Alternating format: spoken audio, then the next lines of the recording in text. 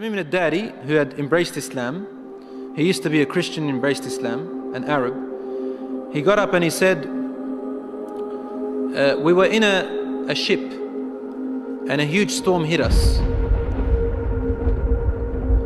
and we were lost until our ship reached an island. We entered the island. He says, a beast came to us on this island.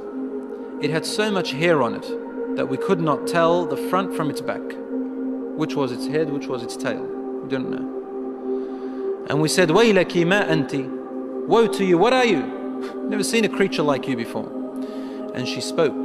The beast said, Ana al-Jassasa. They said, Wama al-Jassasa? What is this al-Jassasa? And then the beast said, Ayyuha al-Qawm, people. Intaliqu ila hadha al-rajul fi ad-dayr.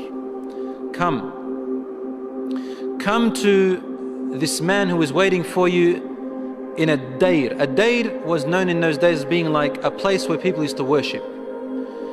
And he said, there is a man who is waiting for your news anxiously. They said, we ran away from the beast immediately thinking it was a jinn. We entered this hut that was set for worship. And suddenly we saw in front of us a person, a man who was the biggest in build that we have yet to have seen. His arms were wrapped to his neck with chains like this. And his head and arms were also chained together to his knees, to his legs, like this. So he can just look up, and he's chained up really well, couldn't move. We said, what are you? And he said, you are able to hurt me because I'm chained up. So it's my right to ask, who are you first? They said, very well.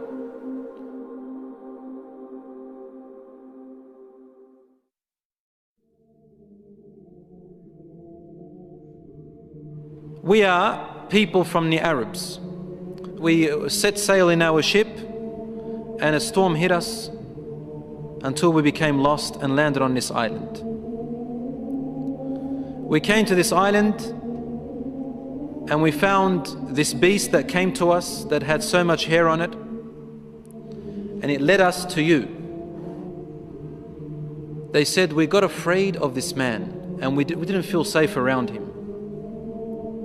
However, the man said to us, tell me about the palm trees of Baysan. Baysan is a city in Jordan. He wanted to know whether there were palm trees planted in there a lot. We said, what do you exactly want to know about Baysan in Jordan? He said, I ask you, are there more palm trees and have they be filled with dates or not yet? They said, yes, it is full of palm trees and full of dates, more than many other places in what we know. He said, soon its palm trees and dates will become scarce, will no longer give fruits. Today, really, in Jordan, dates are scarce now. It used to be in history abundance. Now listen. He said, now explain to me about Buhayra Tabariyya. You know what Tabariyya is? Which ocean, which sea that is? Okay, the Tabariyya Sea. It's also close to Asham. They said, what do you want to know about it?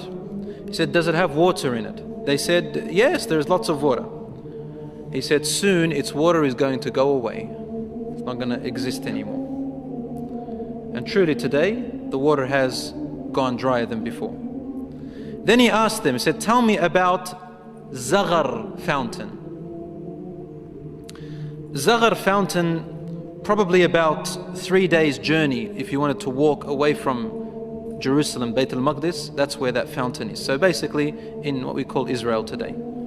They said, what do you want to know about this fountain? He said, well, is there a large fountain and do people plant a lot of vegetation around it and it gives a lot of water yet? They said, yes, it's got a lot of water and its people plant a lot. Tell me about a prophet who is ummi, who is illiterate, cannot read or write. What has he done? They said he has come out in Mecca and now he lives in Yathrib, in Medina. He asked them, have his people fought him? They said yes. He said, what did he do?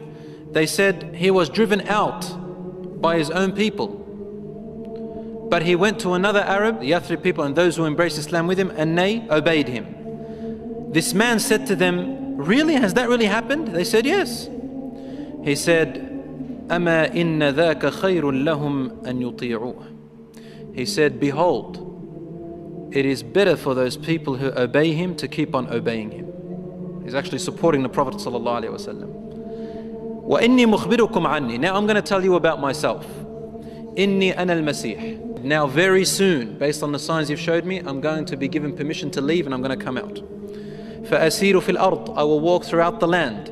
فَلَا أَدَعْ قَرْيَةً إِلَّا هَبَطْتُهَا فِي 40 لَيْلَةً. He said, there wouldn't be a village or a city or a place on earth except that I would have reached it, all in 40 days.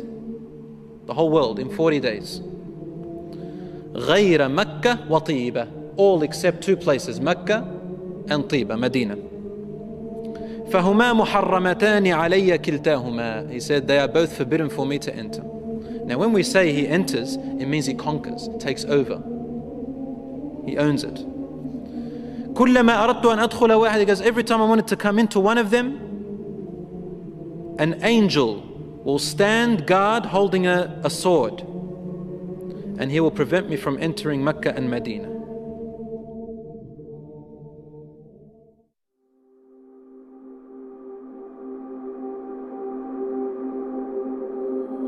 Rasul sallallahu alayhi wa sallam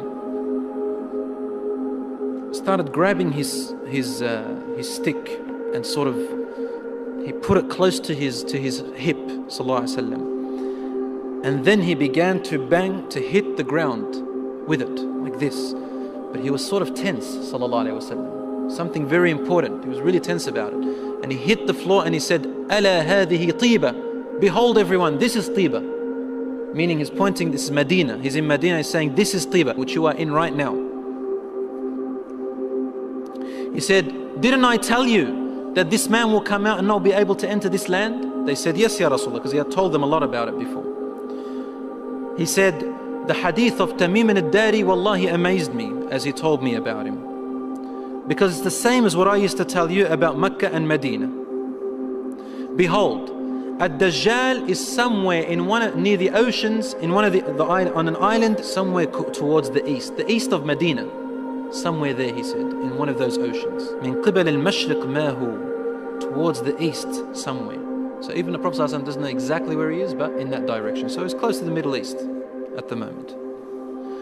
So Allahu A'lam, Dajjal will first arise in Asham, in the Middle East area, which gives a lot of sense that the Jews will be the first to follow him because they are waiting for their Messiah to come. They don't believe that Isa alayhi salam was it, and they don't want to accept Muhammad sallallahu alayhi wasallam. So they'll be the first to follow Dajjal. They say he is the real Isa. As for the Christians, they believe in the coming of Isa alayhi salam. Because they've mixed up their scriptures, they will think that this is the man. And because he will say, I am Isa, they will ask for him alayhi salam. They will ask for miracles, and he will do these miracles. Some of them won't be convinced.